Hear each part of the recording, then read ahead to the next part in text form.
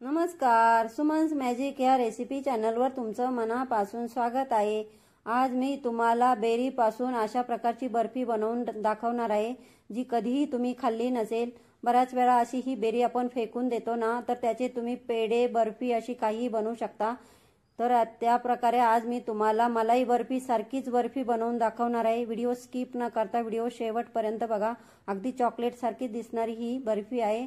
तर बघा, मी आधी असं त्याचं तूप काढून घेतलंय। तुपातली अशी ही बेरी आहे ना, ती काढून घेतली आहे।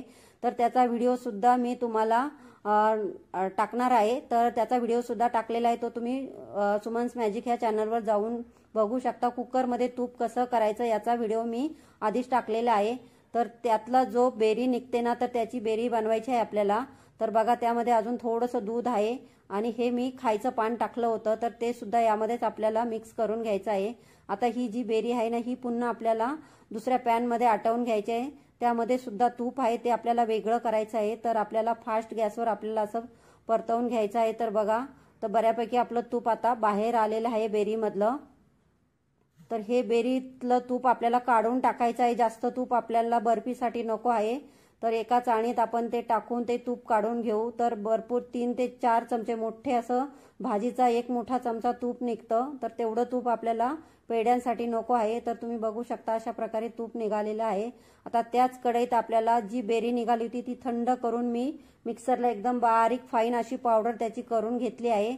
आणि त्याच कढईत आपल्याला ती परतवून घ्यायची आहे। थोडंसं किंचितसं तूप सुटलं पाहिजे, खूप जास्त पण नाही, कारण ह्या बेरीमध्ये सुद्धा खूप तुपाचं प्रमाण शिल्लक असतं आणि ती आपण अशीच फेकून देतो। तर त्याचे तुम्ही अशी काहीतरी मिठाई बनवा वेगवेगळ्या प्रकारची। तर त्याआधी मी पेढ्याचा पण एक व्हिडिओ बनवलेला आहे, त्याची लिंक व्हिडिओच्या खाली देणार आहे, ती सुद्धा तुम्ही बघू शकता। इथे मी 10-12 काजूची पावडर करून घेतली आहे, ती टाकलेली आहे। तर ती पावडर आपल्याला आता ह्या बेरीमध्ये परतवून घ्यायची आहे 2 ते 3 मिनिटं, खूप जास्त परतवायची नाही। अशा प्रकारे परतवून घ्या। काजू भाजायला जास्त वेळ लागत नाही, 2 ते 3 मिनिटातच भाजून होता। तर आता आपल्या इकडे काजूची पावडर आता भाजून झालेली आहे। तर इथे आपण थोडेसे ड्रायफ्रूट टाकून घेऊ, मध्ये दिसण्यासाठी हे छान दिसतात। थोडेसे बदाम आणि पिस्ताचे काप आहे ना, ह्या मशीनने मी असे फिरवून टाकणार आहे। छान अशी पावडर तयार होते आणि दिसायलाही मध्ये मध्ये खूप छान दिसते जेव्हा तुम्ही बर्फी बनवाल ना। तर इथे सुद्धा आपल्याला 1 ते 2 मिनिटच हे ड्रायफ्रूट भाजून घ्यायचे आहे। आता इथे मी अर्धी वाटी मिल्क पावडर घेतली आहे, ती टाकून घ्यायची आहे आपल्याला। तर आता मिल्क पावडरच्या पूर्ण गोठळ्या यामध्ये फुटल्या पाहिजे, अशा प्रकारे छान एकजीव करायची आहे, अशी मिक्स करून घ्यायची आहे। तर चमच्याने अशी व्यवस्थित अशी मिक्स करून घ्या। आपल्याला ही भाजायची नाही, फक्त मिक्स करून घ्यायची आहे। तर अशी मिक्स झाल्यानंतर आपल्याला यामध्ये दूध टाकायचं आहे, आधी साखर नंतर टाकायची आहे। तर 1 वाटी मी इथे दुधाचा वापर केलेला आहे। तर हे म्हशीचं दूध आहे, तुम्ही कुठल्याही दुधाचा वापर करू शकता।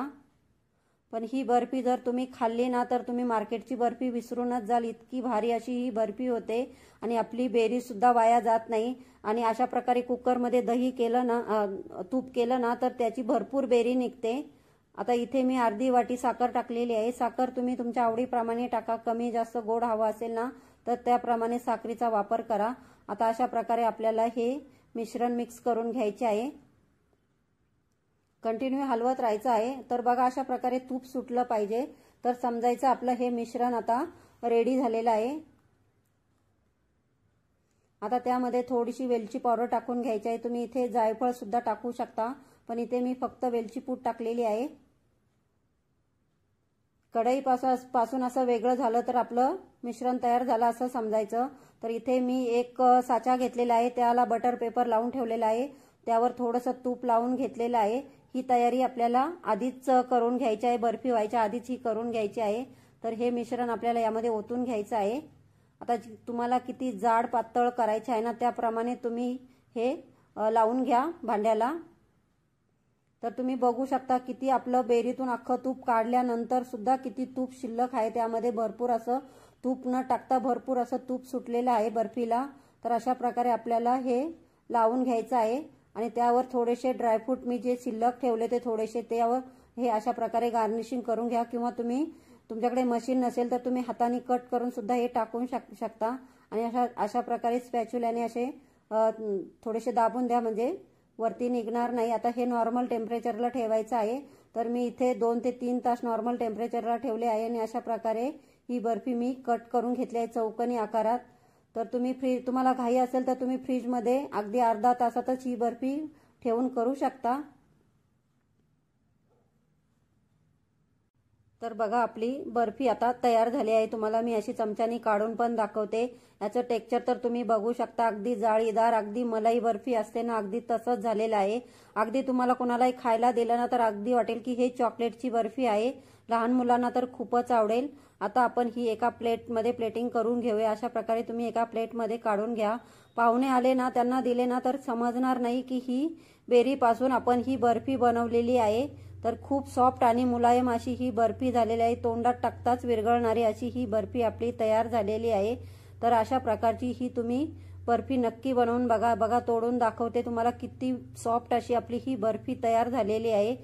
तर अशी बर्फी तुम्ही एकदा नक्कीच बनवून बघा। चॅनलवर नवीन असाल तर चॅनलला सबस्क्राईब करा, लाईक करा, शेअर करा, कमेंट करायला मात्र विसरू नका। व्हिडिओ बघितल्याबद्दल थँक्यू, धन्यवाद।